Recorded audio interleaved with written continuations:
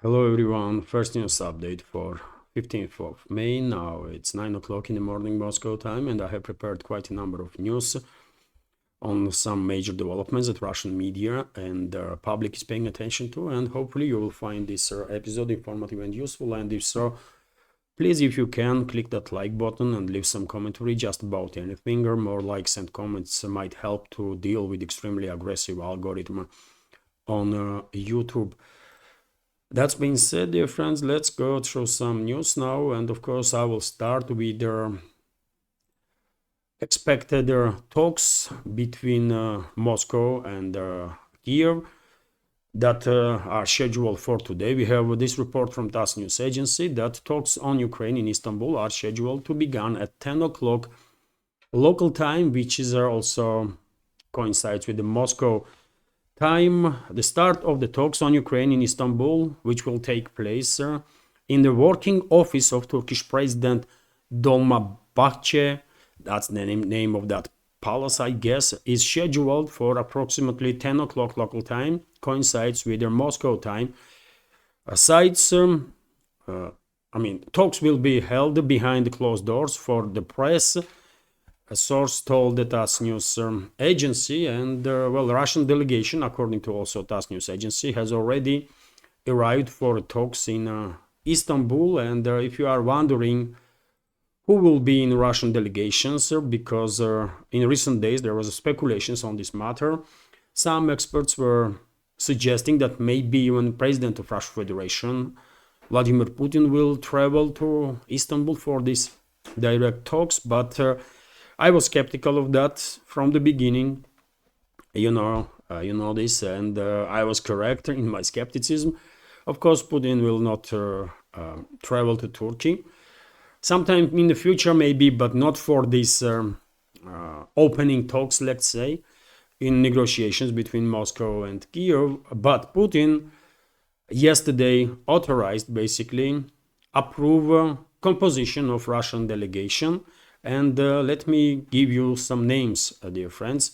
So Russian President Vladimir Putin has approved the composition of the Russian delegation for negotiations with Ukraine. The Kremlin website reported Putin signed the order on the composition of the delegation of the Russian Federation for negotiations with Ukraine to approve the following composition of the delegation of the Russian Federation for negotiations with Ukraine. Vladimir Medinsky, aide to the president of the Russian Federation, will be leading the delegation, and he was leading the delegation in 2022 also, by the way, during talks in March-April, during which preliminary agreements were even reached between Moscow and Kiev delegations, but then globalists and globalist puppets from Collective West get engaged in a whole story, and they derail quite effectively the escalation. We'll remember Boris Johnson,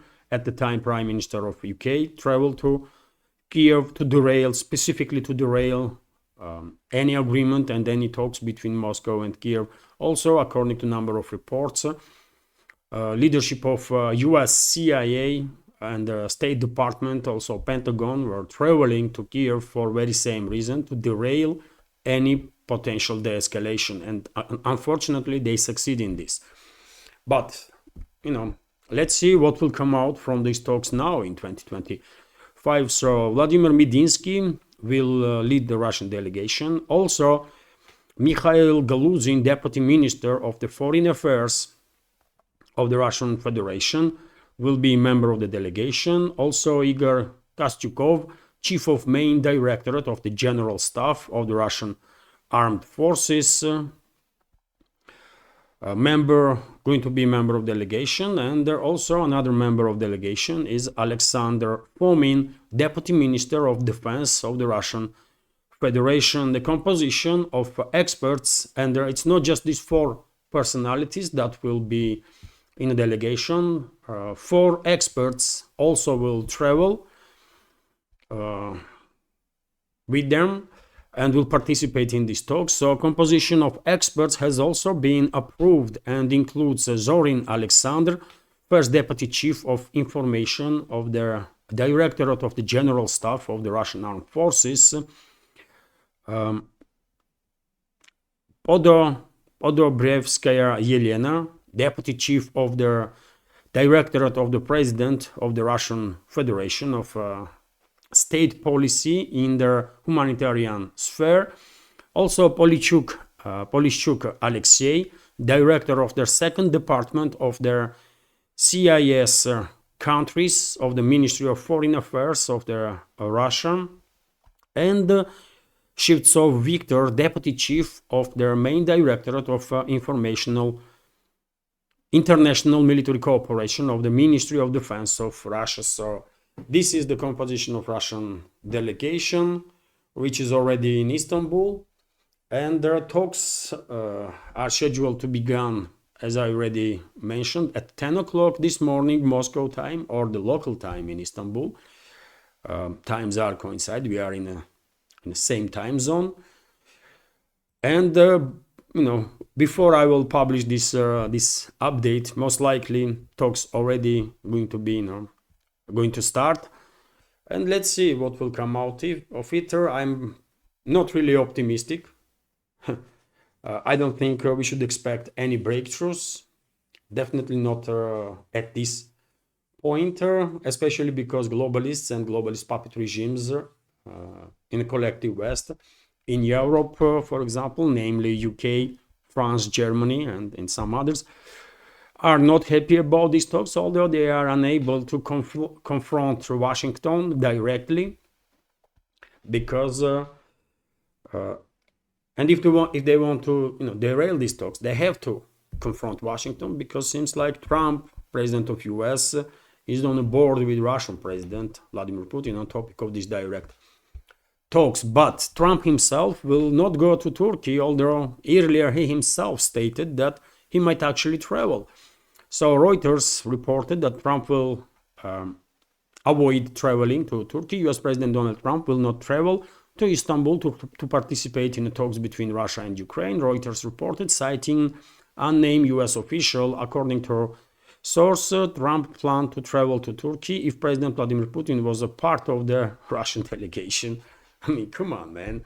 How he could seriously consider or think that Russian president will participate in opening talks? I mean, this is just too, I don't know. People that are in charge in position of power in the West are just, with quite specific intellect, by the way, to say the least. Anyways, Kommersant newspaper is reporting that, especially in way of U.S. President Steve Witkoff and their head of State Department, Marco Rubio, are planning to arrive in Istanbul on May 16th. So they will also not be around today's talks in Istanbul, which is maybe one of the reasons why Foreign Minister of Russian Federation did not lead their delegation. If there was a meeting arranged between Rubio and the Russian foreign minister, then in that case I can see Russian foreign minister traveling in Istanbul, but obviously to have a conversation with some mediocre representatives of Western-backed terrorist regime of Zelensky, Russian foreign minister would not travel to Turkey. Only if Rubio would be there to, exchange opinions. But yet again, by the way, Rubio is a neocon, isn't it? Rubio is a neocon, and whenever Rubio is engaged in anything, one should not expect any positive results, I think. Rubio, Kat Kellogg, and a number of other elements in Trump's administration are clearly a distraction and should be removed from their positions if Trump really wants to get rid of influence of neocons. But is he serious about neutralizing neocons' influence? I don't think so. Anyways, let's go through some other news now. And TASS news agency is reporting that Russian armed forces liberated Mikaila settlement in the DPR. Let me show you on the map this territory, dear friends. So it's northern flank of Pokrovsk-Mirnograd agglomeration. This is Mikhailovka settlement right next to Miralyubovka, and I reported just yesterday, isn't it, that Russian troops liberated Miralyubovka. So seems like Russian fighters didn't stop there. They continue offensive operations and establish control over this village, Mikhailovka, that is located right next to it. And well, it is becoming more and more clear, excuse me, if you take a look at the map, that Russian troops are actually trying to encircle both these cities, by the way, Pokrovsk and Mirnograd. Pincer movement is just clearly visible, isn't it? Pincer offensive. Let's see how will things develop. Obviously, initiative is in Russian hands all along the front line. And also there was reports, by the way, yesterday about progress of the Russian armed forces in Seversk direction. According to number of reports, Russian troops, as a result of local-scale offensive operations, established partial control over the Verkhnykamensk settlement, and this is important, obviously, because from Verkhnykamensk there is no more settlements left until Seversk itself. So maybe in upcoming weeks we will see some significant activization of the Russian armed forces in Seversk direction also. Let's go through some other news and well, there's quite a number of interesting news left, but first, dear friends, let me share with you this. Dear friends, I hope you like my work and want to help preserve this independent media project, and if so, let me go through several means that can be used for assistance. First is a PayPal platform. Once you click on PayPal link under my videos in description box and in the pinned comment, this account will open, which belongs to my wife, Anna Philipson Caballero, so feel free to donate through this account. Second way is a Boosty platform, where you can send a tip or donate, which is basically the same, and also you can become a Patreon for the project. You can subscribe to my page while choosing your level of support. Third way is a Patreon platform, where I already have 370 extra content videos. You can also choose your level of monthly support from $5 to 10, 20, 50, 100 and become a Patreon, or you can use another feature that Patreon has, which is access to each videos for a certain amount of money. Now this is $3, so you can access to any video for $3. Relatively new feature that Patreon adopted, and it might be helpful also if for whatever reason you don't want to become a monthly supporter. And there is another way, which is a Rumble platform, dear friends. Whenever I have a pre-planned live stream or live stream is on air, you can become a premium subscriber. You can give premium subscription to other members of the community, or you can use a rant feature that Rumble has, which is basically similar to super chat on YouTube. All the links, dear friends, all the links to all these platforms that I just show you are under my videos in the description box and in the pinned comments, including address to crypto wallet. I hope this video will be useful in case you are considering support for my work and this media project. Many thanks to all the members of our community who already supported. Have a wonderful day and take care. Okay. As we all know, no independent media project can survive without community support, and if you like my work and my channels, I hope you'll consider to become either sponsor or Patreon of this project, or you can also of course donate. that video might be helpful in this regards. That's being said, dear friends, let's go through some other news. And RT is reporting that Germany could reintroduce military draft, according to Defense Ministry of this country. And I have to say, dear friends, that seems like another my prediction is about to get realized.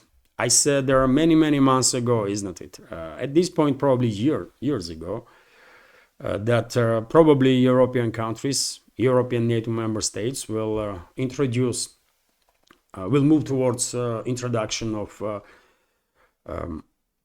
military draft, and that's exactly what is happening. Quite a number of countries already made statements about preparations to reintroduce conscription.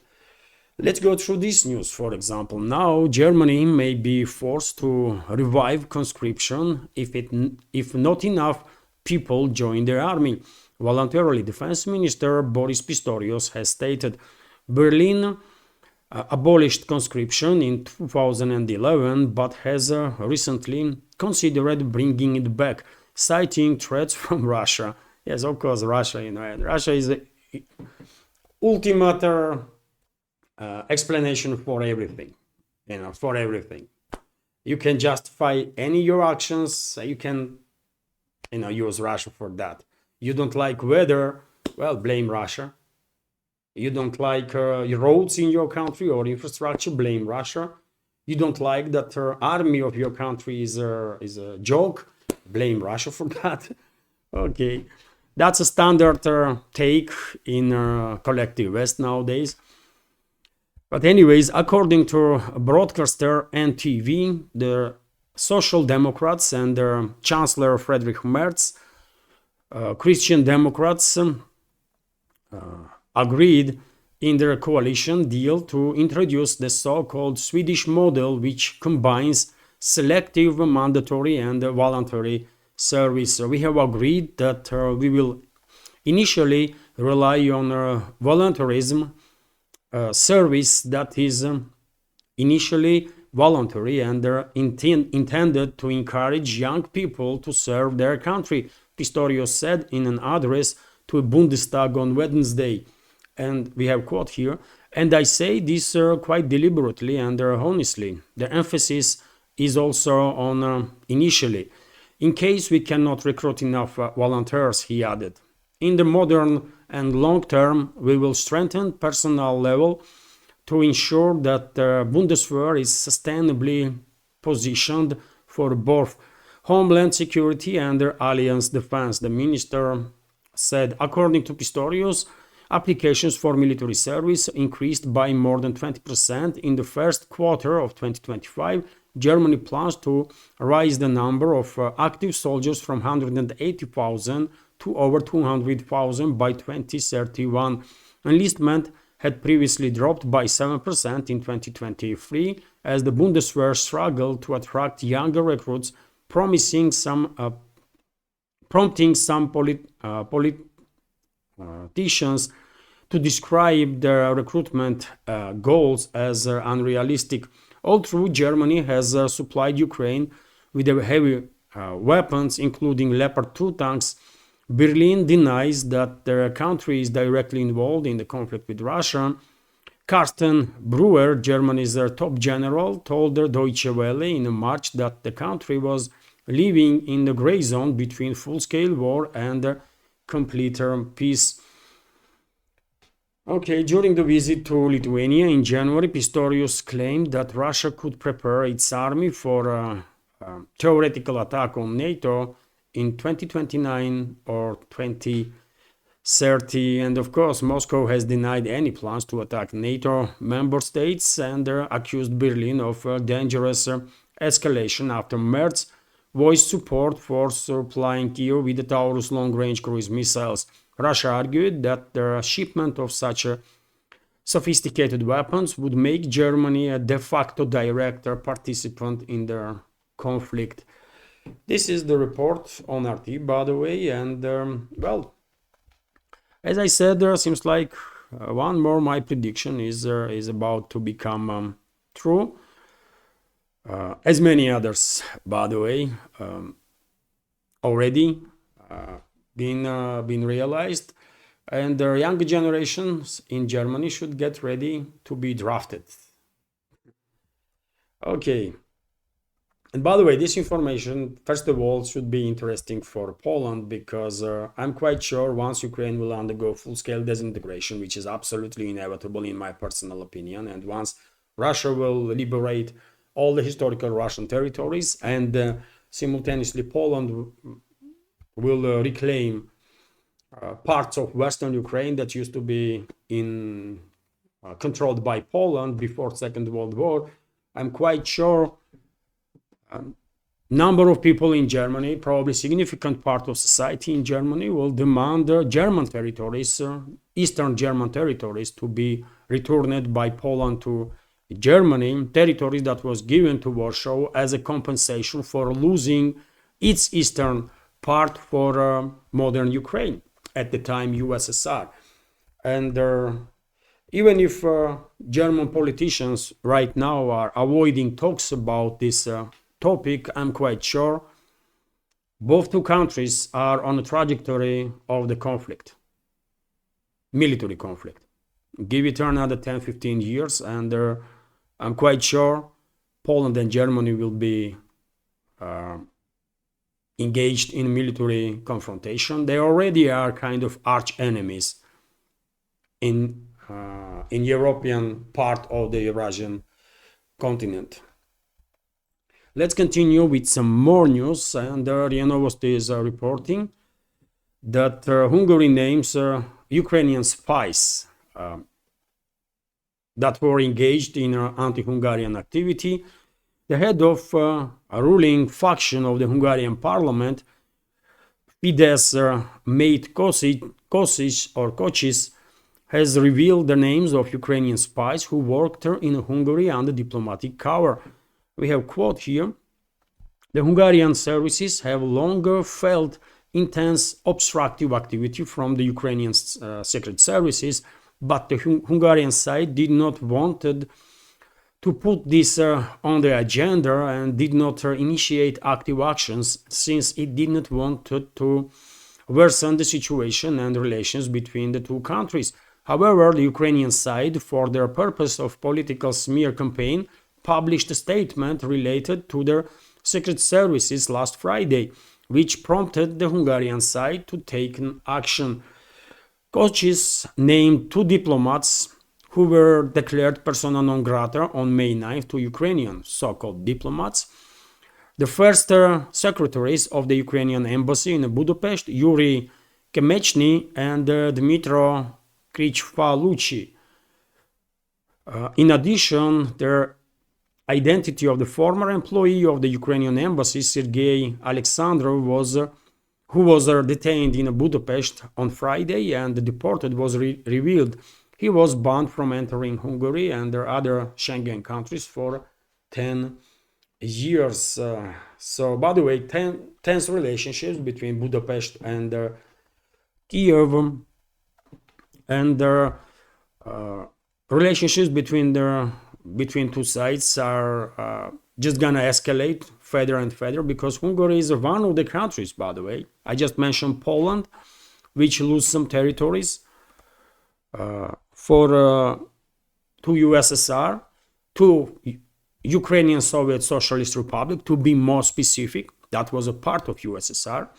And Hungary is also a country, historically speaking, that lost some territories to modern Ukraine, let's say. Initially to Czechoslovakia after First World War, but then this territory, the Transcarpathia region to be more precise, was taken from Czechoslovakia and given to Ukrainian Soviet Socialist Republic. And ethnic Hungarians, by the way, hundreds of thousands of ethnic Hungarians are still live in Transcarpathia region.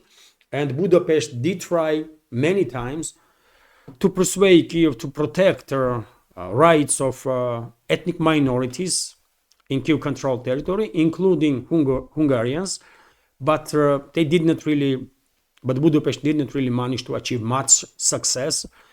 in this regard, exactly opposite is happening. Actually, Kiev regime is violating rights of ethnic minorities on daily basis. Not just Russian, not just rights of Russian speakers or Russians, but also Hungarians, by the way, and other ethnic minorities. And therefore, I'm quite sure during the process of full-scale disintegration of Ukraine, Hungary will make a claim on Transcarpathia.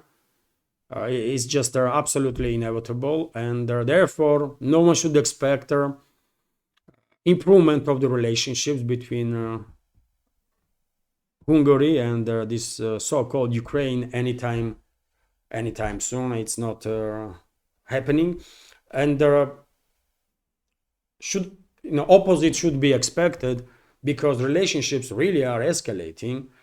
Because, for example, yesterday, initially on X pages, but then on media also, reports emerged that 2 Ukrainian reconnaissance drones were shot down over there northern eastern Hungary, according to, as I said, initially on Hungarian accounts on X, and then Hungarian media outlets also pay attention to this and published reports that at least one drone was confirmed as a shutdown, although several drones were spotted on the borderline between Hungary and Ukraine. And also this video was circulating, by the way, about activity of the Hungarian Air Force on borderline area. This is the video, by the way. You can see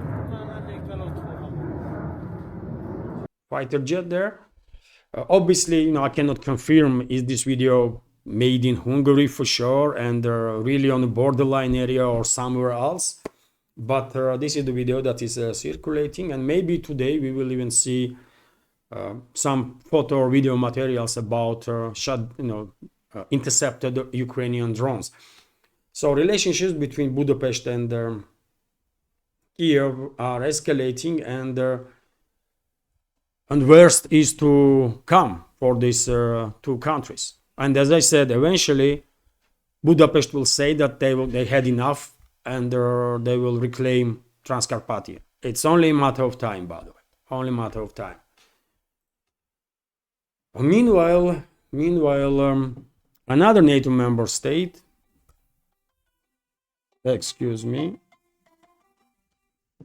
Meanwhile, another NATO member state did try to act tough against Russia this time, and I'm talking about Estonia, by the way.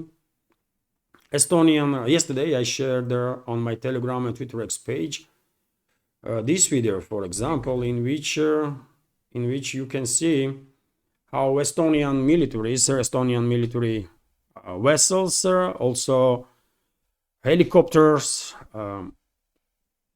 were harassing oil tanker that was moving towards Russian port, and their Estonian side was demanding vessel to obey orders and move to Estonian waters, but crew did not listen to these demands. Estonian militaries tried to hijack basically this tanker twice. They sent their personnel, but they failed to establish control over the vessel.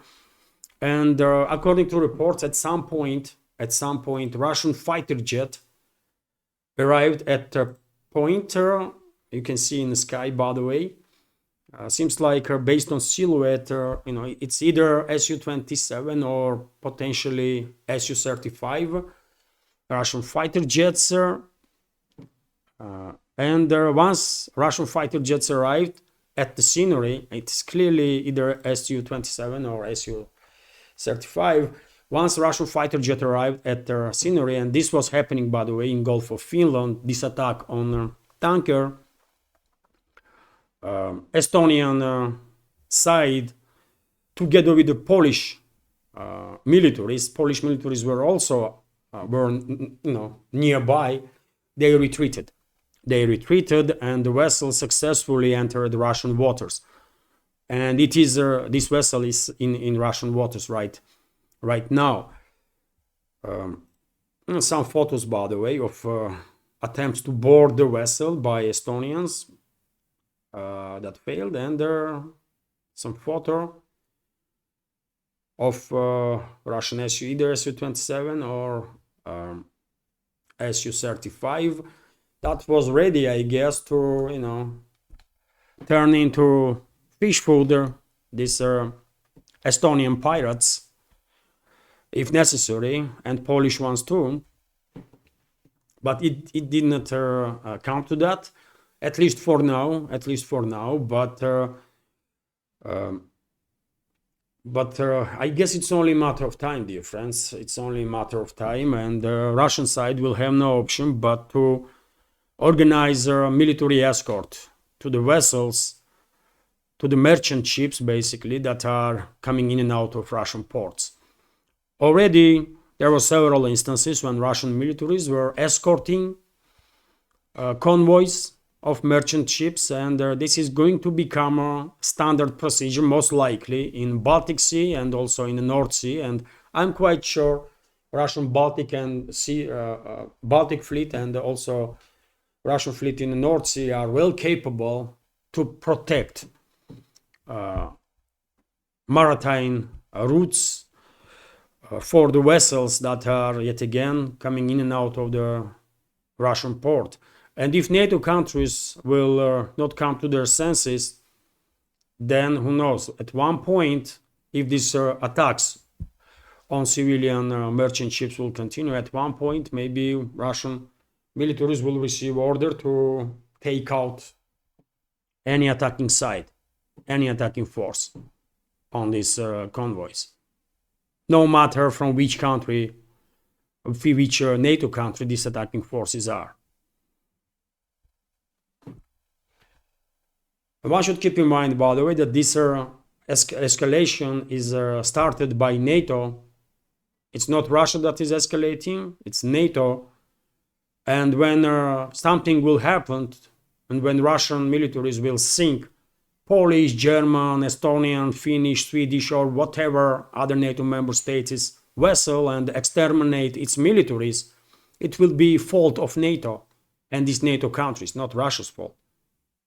One should keep that in mind always.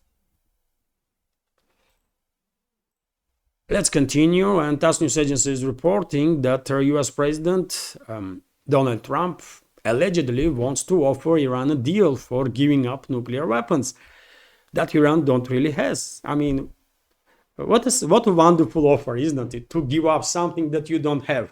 And if you refuse to give up something that you don't have, then, well, then you are in trouble.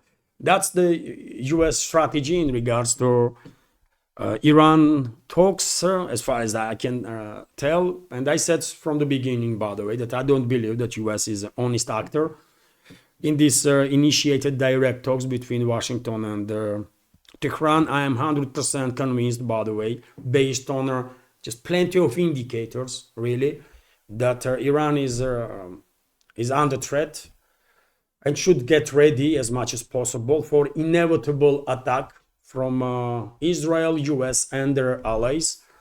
And I'm also 100% convinced, obviously, that the US is preparing for a war with Iran. These preparations are in full swing. And these talks between Iran and the US are just a smokescreen for US. So that when US will demand, when US will declare some demands before Iran that Tehran cannot accept, Washington will say that, you know, they did try diplomatic way, it did not work, and therefore they have to now go ahead with the military option. That's the game plan of Zionists, by the way. That's the game plan of neocons that are actually allies. And unfortunately, Trump's inner circle is full of Zionists and the neocons, right? Every member of Trump's administration is a Zionist, literally everyone. And there are quite a number of Trump's administrations, members of Trump's administration are neocons, including head of State Department, by the way, Marco Rubio, right? Anyways, dear friends, let's go through this news. So, American leader Donald Trump has announced his desire to conclude a deal with Iran if it abandons the development of nuclear weapons. I want to make a deal with Iran. This is quote, by the way. I want to make a deal with Iran, do something if possible, but they have to stop sponsoring terrorism, stop waging bloody proxy wars, and stop forever pursuing nuclear weapons, Trump said at the summit of the United States and the Gulf Cooperation Council. Trump himself is in still Qatar today. Maybe he moved to UAE, by the way. He is on a several-day trip into Persian Gulf area. He visited Saudi Arabia, as you know. He visited Qatar. Next in schedule is UAE, I believe, United Arab Emirates. And what about the statement that he made, dear friends, which is completely based on false narratives, completely. Iran is not sponsoring terrorists and never did. If any one country is a sponsor of terrorism, is US first of all, by the way. Let's be real here. If any one country in this world is a sponsor of the terrorism and the terrorists, it's US. For God's sake, hardly anybody in this world will doubt that, right? And this goes back, this US involvement in terrorism and assistance of terrorist organizations traces back decades and decades, right? US is behind of creation of Al-Qaeda. US is behind the creation of ISIS and all the other terrorist organizations that are affiliated with these two groups, right? And it's not just the Middle East, by the way. Some people might be surprised, but US Secret Services, United States, by the way, and its state institutions were involved in a terrorist activity in Europe too, in Italy, for example. In Italy, for example, right? When leftist communist politicians were basically neutralized while orchestrating terrorist attacks inside Italy, and then blame these attacks on leftists. That's what US was doing, by the way. And it's not just Italy. France, you think de Gaulle was ousted how? In France, by the way. This legendary leader of France did become under attack of US at one point and removed, actually, from office with active participation of US. And one may argue that that was probably one of the first color revolutions that US orchestrated in France against de Gaulle. What about connection of US with other terrorist organizations that were operating in Europe? Or in other parts of the world, by the way. So if any country is to be blamed for being sponsor of terrorism, is first of all US, then comes UK, by the way, right, on second place. So is Trump in a position to accuse other countries of being sponsors of the terrorism? Come on, man. I mean, this is all just unbelievable. And when it comes to proxy wars, by the way, US is talking about proxy wars in regards to other countries? Seriously? In what proxy war Iran is engaged? I mean, name me one, by the way. In which proxy wars Iran is engaged? I can give you a number of countries that are acting as US proxies and are engaged in military operations. But when it comes to Iran, last time I checked, Iran was not involved in any proxy wars. Iran was assisting Assad's government in Syria, and Iran was officially invited by legit government to help. as Russia was officially also invited by Damascus to assist to defeat terrorists, right? Terrorists that was financed and supported and armed by US included. Iran is supporting resistance movement in the Middle East, and what is wrong with that? Does Iran has a right to support right cause? And of course, resistance movement is justified movement because people that are under occupation have a right to resist. Simple as that. And Israel is clearly occupier, right? UN acknowledges that, by the way. I'm not talking about anything that is this can be disputed. Even UN acknowledges that Israel is an occupier and aggressor in Palestine, in the West Bank, in the Gaza Strip, and this is in Jerusalem, by the way. And this is, decades and decades now, right? This is not happening for last year or a year before. This is happening for decades. So what Trump is talking about? What proxy wars? Does he understand that words have meaning? And what about this nonsensical demand that Iran should stop pursuing nuclear weapons? Iran has no nuclear weapons and did not build no nuclear weapons. If Tehran wanted to, they were in the position to build nuclear weapons for the last 2 decades, I guess. At least 1 decade at least. But did they build a nuclear weapon? No, they did not. So this demand of Trump is also completely nonsensical, right? And now you tell me what this means. I think this is the preparation of the ground from Trump's administration, from US, to at one point say, you know what? We are walking away now. We tried diplomatically. It didn't work because Iran don't want to cooperate and don't agree on our demands. How can Iran agree on the demands that are fiction, delusion, based on delusional ideas? How Iran can get rid of something that they don't have?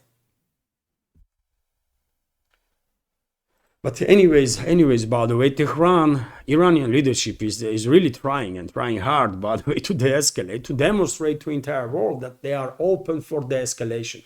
And for example, Western, by the way, US actually, propaganda outlet NBC News is reporting that Iran is ready to meet US nuclear deal terms in exchange for sanctions to be lifted. So terms that are that can be realized.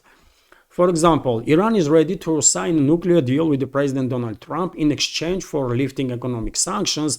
Ali Shamkhani, a top advisor to Iran's supreme leader, told NBC News. In exchange for the immediate lifting of all economic sanctions, Iran will commit to never producing nuclear weapons. This is easy for Iran because they are not producing no nukes and have no intention to do so. Also, to get rid of its stockpile of highly enriched uranium and agree to enrich uranium only to the lower levels needed for civilian use, for nuclear reactors, by the way. Ali Shahmani said, Iran will also allow international inspectors to monitor the process, the advisor said. Asked by NBC whether Iran would agree to sign a deal that day if their conditions were met, Mr. Shahkhani said yes. So Iran is open, by the way, for the escalation. And look at the terms. Look how serious people are talking. That Iran is ready to get rid of highly enriched uranium. And Iran, if I remember correctly, Iran did enrich uranium up to levels of 60%, which is not a military grade enrichment, but definitely, too high for civilian use. Right? Iran was enriching uranium just to demonstrate its capabilities. Not because they wanted to build a nuke, otherwise they would build it already. And also this was a tactic in terms of negotiations, obviously. And they are ready now to get rid of whole uranium that they enriched over 3, 4, 5% that is usable for civilian reactors, right? For nuclear power plants. Is it a good deal? Yes, of course. If US or Israel or any other country in the region has any questions about this enriched uranium, questions will be lifted or should be lifted if Iran is agreed to get rid of it, right? US can take it if they want to, I guess. Iran is also open to allow international inspectors from IAEA or from US, I guess, from whichever international organization.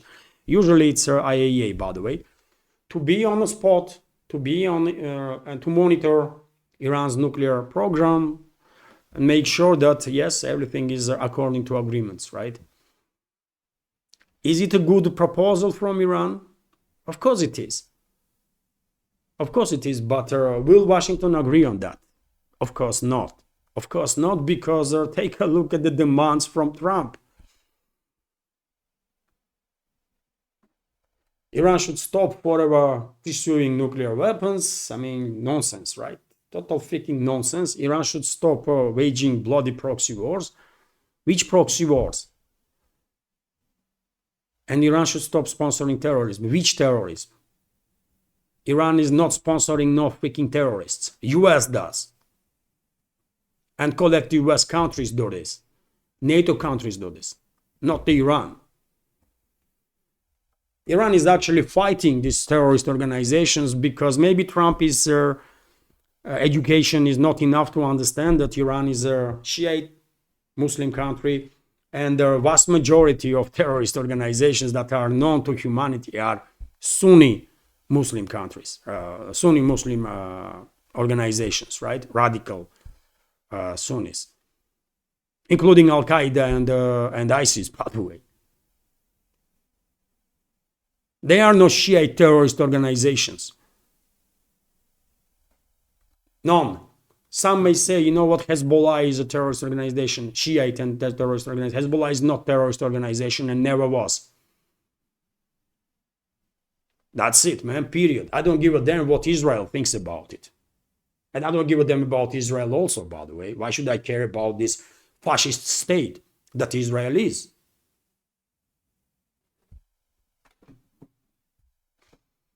Anyways, by the way, US is not honest in these talks. I'm 100% convinced on that.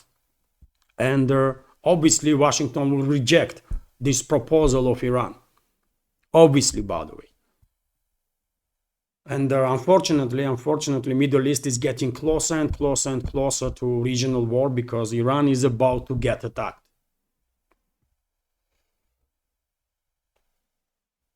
And it's gonna be sad day, tragic day for not just a region of Middle East, but for rest of the world and also for US, by the way, because US will pay a heavy price for attacking Iran. Very heavy price. Probably tenfold heavier than they pay for attacking Vietnamese people. Interfax, meanwhile, is reporting that US imposes sanctions on 12 entities and 6 individuals in Iran and China. That's how US demonstrates its goodwill and honesty in terms of peace talks or negotiations. US Treasury Department on Wednesday announced sanctions against 6 individuals and 12 legal entities. Excuse me. In Iran and China for assisting the development of Iran's ballistic missile program. I mean, yet another criminal action of US, by the way. It's none of the US's business when and how Iran is developing its missile programs. Whoever asked US to judge other countries, man? It's none of your business, Washington. Just go away and kill yourself, for God's sake. Everyone is sick and tired of you. So, yes, that's what US is, by the way. Like it or not, but that's what US is. Never honest player, never honest in anything, and should never be trusted by anybody in this world. at least until modern US, which is a failing empire, will transform into true republic, which theoretically might happen sometime in the future, but currently US is a fundamental threat, I mean existential threat for humanity, as collective West in general is, and the Western ruling class. And I said this so many times, and by the way, I don't think I have to bring up like dozens and dozens and dozens of proofs of that. We all know that I am correct, right? There is just too many facts of this. And I will end this update, dear friends, on this news from RT that US suspends preparations for G20 summit. The White House National Security Council has instructed US federal agencies to suspend preparations for G20 summit in Johannesburg as President Donald Trump continues to accuse South Africa of genocide, the Washington Post reported on Wednesday. I mean, yet again, man, did Trump accuse the fascist regime of Netanyahu in a genocide of innocent Palestinian people, innocent children, women, elderly, tens of thousands of children, women, and elderly?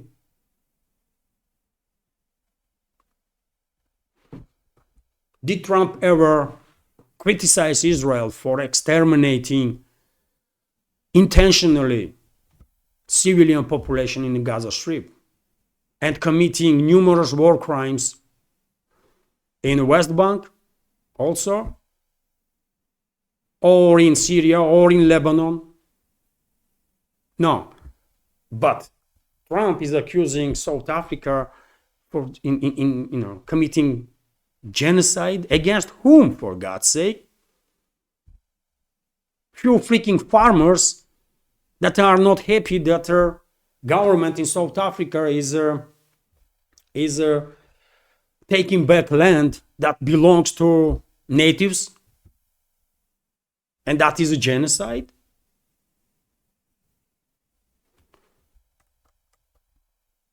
Unbelievable, man. Unbelievable. Anyways, let's go through this news for a little more details. Citing two people familiar with the matter, Washington Post said that the move aligns with Trump's earlier threat to boycott the November meeting over the meeting of G20 that should take place in South Africa over what he called the campaign of prosecution against South Africa's white minority. Yeah, I mean, nonsense, by the way, nonsense, total nonsense. Some Indo-Europeans in South Africa may not be happy, but this is definitely not a genocide. And after all, these Indo-Europeans, not a white minority, there is no such a thing as a white minority or white race, right? It's some nonsensical stuff. White people, not white people. There are no such a thing as a white people and white minority. There is an Indo-European race, if you are talking about that, right? But I'm not sure Trump understands what race is at all, or that they are Indo-European and not white. Anyways, scientifically speaking. But anyways, this is also, of course, total nonsense, by the way, and BS. South African people suffered from Indo-Europeans for so long and so badly, by the way, that to accuse these people of committing genocide against Indo-Europeans just because few freaking farmers, Indo-European farmers, are not happy, well, that's quite something, isn't it?